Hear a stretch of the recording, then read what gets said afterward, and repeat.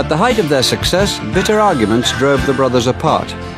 When we split, I was just turned 20, lack of maturity.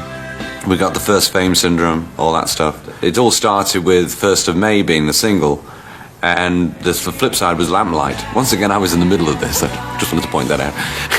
And Robin was singing the lead on Lamplight, and Barry was singing the lead on 1st of May. And so there was also a bit of management problems too going on at that time, and each one was being told that you don't need the other brother, and all that sort of stuff was going down. And egos got in the way. And when you're 19, 20 years old, you know, it's like when managers promise you the world and what they can do for you, and you know, you can really do it alone. You don't really need, you know. I never got told that. Only Robin and Barry did. So once again, I was in the middle. And the next minute, I hear that we're doing the Cucumber Castle film for television, and Robin's quit because 1st of May is going to be the A-side. He said, "I've had enough." I think that was a period where we had tremendous egos for success, where we just stopped talking to each other. We had people saying that you're responsible for the success of the group, and he's successful. So we all had our own sort of court.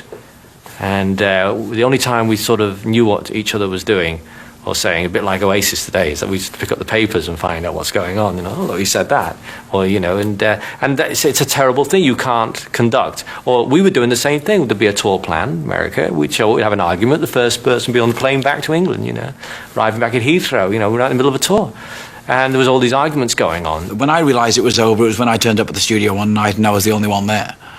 And the engineer said, "Well, okay, let's go anyway." And I said, "Well, I can't. How can I go?" I mean, I just picked up my guitar and walked out.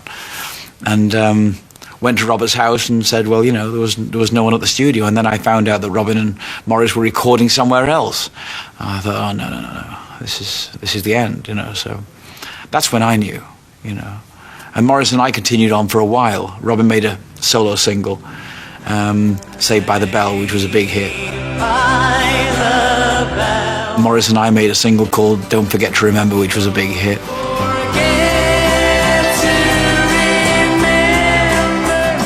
But there was no happiness that went with it, you know. And it was 15 months.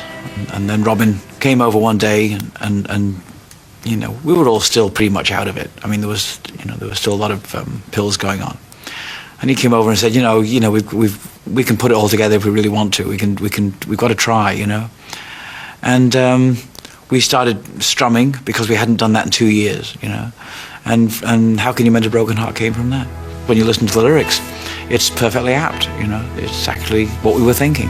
I can think of younger days